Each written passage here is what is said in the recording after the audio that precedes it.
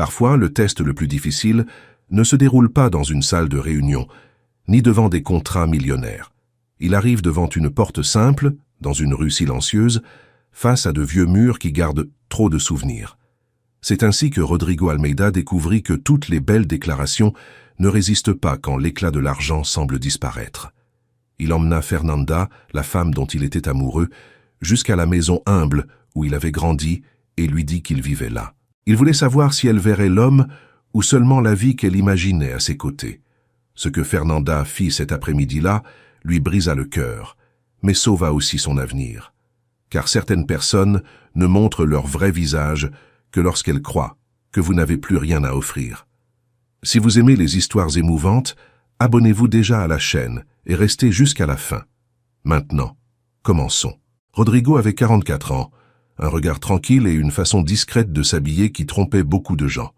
Peu imaginaient que cet homme à la chemise simple, à la montre sans ostentation et aux chaussures sobres était le propriétaire d'un empire technologique évalué à des milliards de réals. Ces entreprises développaient des systèmes utilisés par des banques, des hôpitaux et des industries. Rodrigo n'aimait pas transformer la richesse en spectacle, peut-être parce qu'il connaissait bien le poids d'une vie sans luxe. Avant les bureaux vitrés, avant les chauffeurs, il y avait eu une petite maison à l'intérieur de São Paulo, avec un toit usé, une cuisine étroite et une petite cour. Le père de Rodrigo était maçon. Il partait tôt, revenait couvert de poussière et même fatigué, demandait toujours à son fils ce qu'il avait appris à l'école. Sa mère était couturière. Elle passait des nuits à ajuster des robes pour payer des cahiers, des chaussures et des livres d'occasion. Ils n'avaient pas grand-chose, mais ils ne laissèrent jamais manquer la dignité. Dans cette maison, Rodrigo apprit que le travail n'humilie pas et qu'une personne vaut par la manière dont elle traite les autres. Lorsque ses parents moururent à quelques années d'intervalle, Rodrigo était déjà assez riche pour acheter n'importe quelle demeure. Pourtant, il ne vendit pas la vieille maison. Il fit réparer le toit, renforcer les portes, nettoyer la cour et préserver chaque détail possible. La chaise en bois de son père resta près de la fenêtre. La tasse bleue de sa mère demeura dans l'armoire. Les photographies jaunies restèrent sur le même mur, montrant des anniversaires simples, des déjeuners du dimanche et le garçon maigre qui avait rêvé de changer sa propre vie. Chaque mois, Rodrigo s'y rendait seul. Il entrait, ouvrait les fenêtres, préparait du café et s'asseyait quelques minutes en silence. Là, loin des applaudissements et des intérêts, il se souvenait de qui il était. Parfois, il souriait, et lorsqu'il devait prendre une décision difficile, il retournait dans ce salon comme s'il pouvait encore entendre les conseils de sa mère. Ce fut lors d'un congrès sur l'innovation, à São Paulo, que Rodrigo rencontra Fernanda. Elle travaillait comme consultante en images pour des entreprises et parlait avec assurance devant les dirigeants. Elle avait une élégance naturelle, une capacité rare à rendre toute conversation légère. Le premier soir, elle s'assit à côté de lui sans savoir exactement qui il était. Fernanda parla de livres, de voyages, de projets sociaux et du désir de construire une vie sans dépendre des apparences. Rodrigo écouta tout avec attention. Cela l'enchanta plus que n'importe quelle beauté. Dans les semaines qui suivirent, ils se rapprochèrent.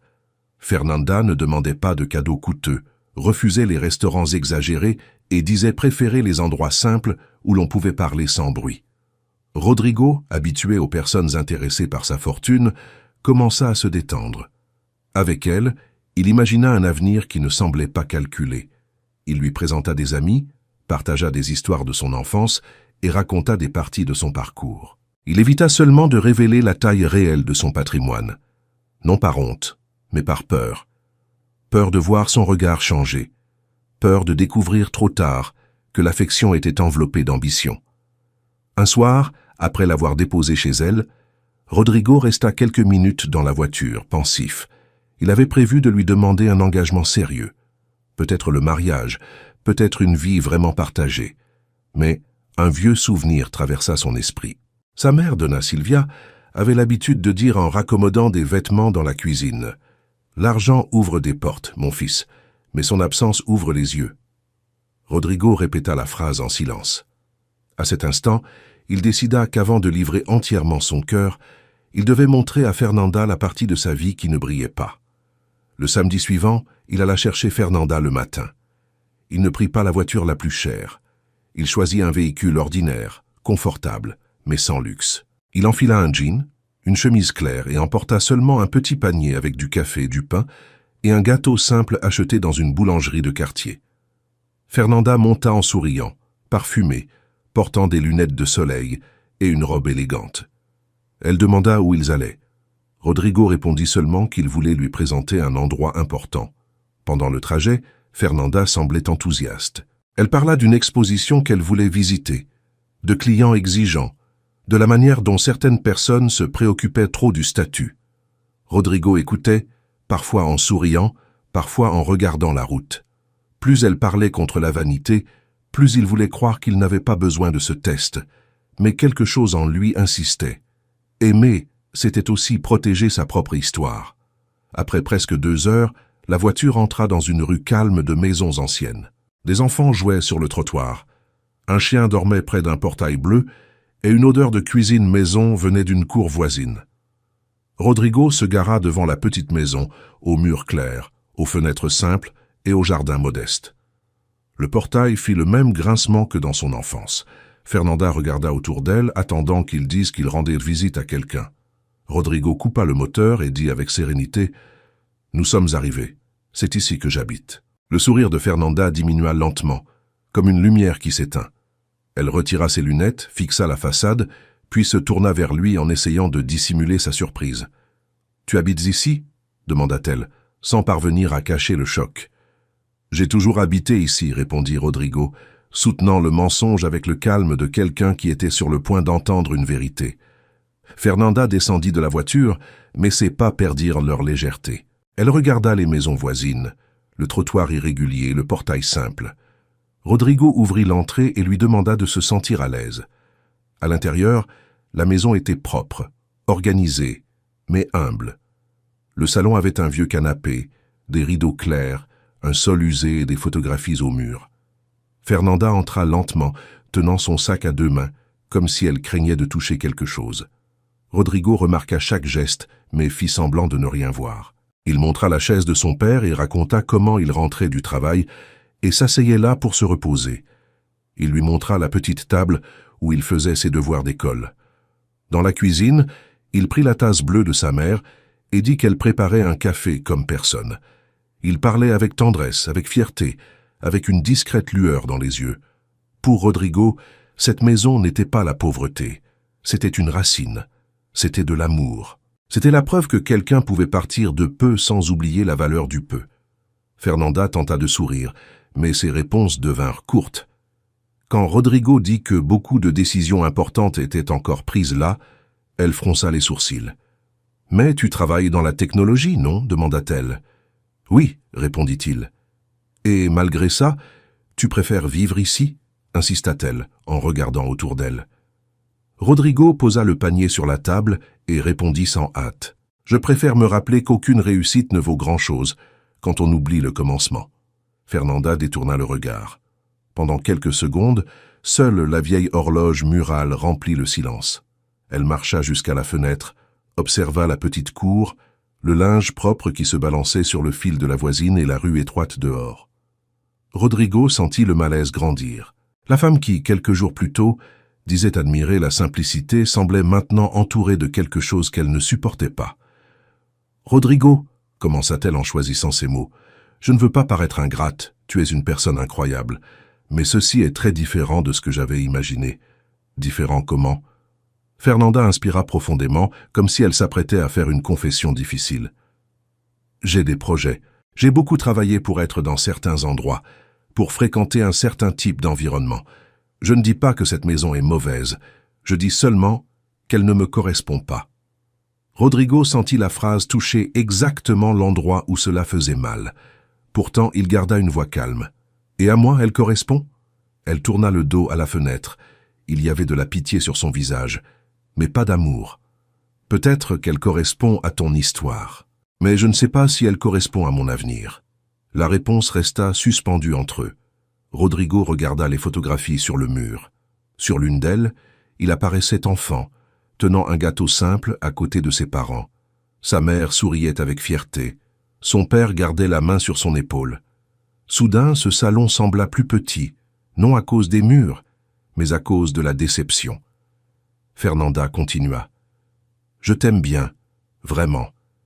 Mais je dois être honnête avant que cela n'aille plus loin. Je n'arrive pas à m'imaginer vivre ici, arriver chaque jour dans cette rue, dans cette maison, dans cette routine. Je pensais que tu étais... différent. » Rodrigo leva les yeux. « Différent ou plus pratique ?» Elle resta sans réponse pendant un instant. Puis elle prit son sac avec empressement. « Je crois qu'il vaut mieux que je parte. Je te raccompagne. »« Ce n'est pas nécessaire. J'appelle une voiture. » Rodrigo n'insista pas. Il l'accompagna jusqu'à la porte, ouvrit le portail et resta à la regarder pendant que Fernanda attendait sur le trottoir, le corps raide et l'expression distante. La voiture de transport arriva quelques minutes plus tard. Avant de monter, elle le regarda comme quelqu'un qui voulait adoucir son propre choix. « Désolé, Rodrigo, peut-être que nous voulons des choses différentes. »« Peut-être, » répondit-il. Lorsque la voiture tourna au coin de la rue, le silence revint. Rodrigo referma lentement le portail et entra. Il n'alla pas vers la voiture, il n'appela personne. Il s'assit simplement sur la chaise en bois de son père, exactement comme il le faisait quand il était petit et qu'il avait besoin de réfléchir. La lumière de l'après-midi traversait le fin rideau, dessinant des ombres sur le sol. Rodrigo regarda la tasse bleue, les photographies, le canapé simple, puis il pleura. Pas de manière désespérée, mais avec une tristesse profonde, silencieuse, de celle que l'on retient trop longtemps. Ce n'était pas seulement la fin d'une romance, c'était la confirmation d'une vieille peur. Fernanda n'avait pas rejeté une maison. Elle avait rejeté la partie de lui qui avait appris à valoriser chaque petite conquête. Elle avait rejeté les mains calleuses de son père, les nuits de couture de sa mère, le garçon qui étudiait sous la faible lumière de la cuisine en rêvant de réussir sans perdre son âme. Lorsque la nuit tomba, Rodrigo téléphona à Dona Conceição. Elle avait aidé à l'élever après le départ de ses parents et l'appelait encore garçon, même s'il était un entrepreneur connu. Dona Conceição écouta tout en silence. Elle ne l'interrompit pas, ne jugea pas trop vite. Lorsque Rodrigo eut terminé, elle soupira de l'autre côté du fil. « Mon fils, celui qui ne parvient pas à respecter ton origine, ne saura jamais prendre soin de ton cœur. » Rodrigo ferma les yeux. « Je pensais qu'elle était différente. Peut-être qu'elle le pensait aussi. Mais certaines personnes aiment la simplicité quand elle n'est qu'un beau discours. Quand la simplicité devient un choix réel, elle recule. » Il passa une main sur son visage. « Ça fait mal, Conceição. Ça fera mal. Mais remercie le ciel de l'avoir découvert maintenant. Certaines vérités arrivent comme un coup, mais évitent des chutes plus grandes. » Après l'appel, Rodrigo resta encore quelque temps dans la maison. Avant de partir, il toucha le cadre de la photo de ses parents et murmura une promesse. Il n'aurait plus jamais honte de tester ceux qui s'approcheraient de son cœur. Il ne confierait plus jamais son histoire à quelqu'un incapable de l'honorer. 3 semaines passèrent. Fernanda tenta de reprendre sa routine, mais quelque chose en elle restait inquiet. Elle raconta à une amie qu'elle avait rompu avec Rodrigo parce qu'ils venaient de mondes différents. Elle dit qu'il était bon, mais limité. L'amie écouta sans questionner, jusqu'à l'inviter à un événement d'affaires dans un hôtel luxueux de São Paulo. Le soir de l'événement, Fernanda choisit une robe élégante et entra dans le salon en imaginant rencontrer des entrepreneurs, des investisseurs et des noms importants. Les lumières étaient douces, les tables avaient des arrangements impeccables et d'immenses écrans affichaient le programme. Elle marchait aux côtés de son amie lorsqu'une musique de présentation commença. Tout le monde se tourna vers la scène. Le maître de cérémonie annonça « Mesdames et messieurs, accueillez Rodrigo Almeida, fondateur du groupe Almeida Tech, l'un des plus grands noms de l'innovation dans le pays. » Fernanda s'arrêta net. Rodrigo apparut sur scène, vêtu d'un costume sombre, avec une posture ferme et un regard serein. Sur les écrans apparurent des images de ses entreprises, des prix internationaux, des projets éducatifs et des reportages sur sa fortune milliardaire. L'ami de Fernanda sourit, enthousiaste. « Tu le connais? Cet homme est immense. On dit qu'il pourrait acheter la moitié des entreprises ici. » Fernanda ne répondit pas. L'air sembla lui manquer. Tandis que Rodrigo parlait de technologie, de responsabilité et d'origine, elle se souvenait de la petite maison, de la chaise en bois, de la tasse bleue, de sa voix disant « C'est ici que j'habite ». Elle comprit tout d'un coup. Cette maison n'était pas sa vie limitée, C'était la vérité la plus sacrée qu'il possédait, et elle avait traité cette vérité comme un obstacle. Quand Rodrigo mentionna ses parents, sa voix devint plus basse. « Tout ce que j'ai construit a commencé dans une maison simple, où j'ai appris que personne ne doit être mesuré par ce qu'il possède, mais par ce qu'il respecte. » Fernanda baissa les yeux. La phrase semblait s'adresser à elle, même si Rodrigo ne regardait pas dans sa direction.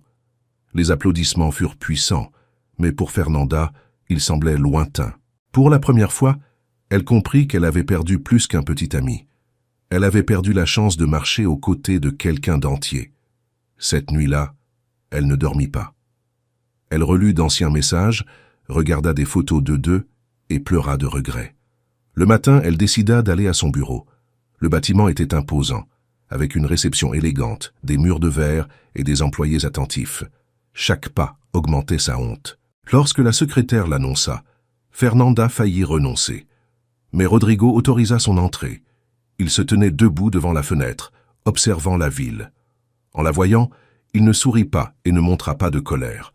Il indiqua seulement la chaise devant le bureau. « Tu peux parler, Fernanda. » Elle s'assit lentement, serrant les doigts sur son sac. Pour la première fois, tout ce luxe ne l'enchantait pas. Il montrait seulement l'ampleur de l'erreur qu'elle avait commise. Ses yeux devinrent humides, mais elle tenta de garder une voix ferme, car elle savait que les larmes n'effaceraient pas ce qu'elle avait dit cet après-midi-là dans la maison. Fernanda demanda pardon, admit qu'elle avait confondu l'amour avec le confort et promit de changer.